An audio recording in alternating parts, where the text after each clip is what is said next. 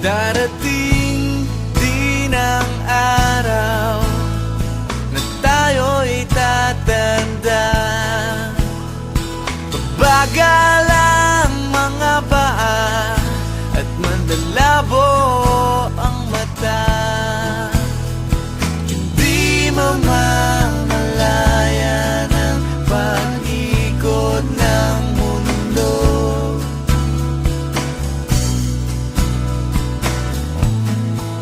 Darating din ang panahon na malalagas ang buhok, balat at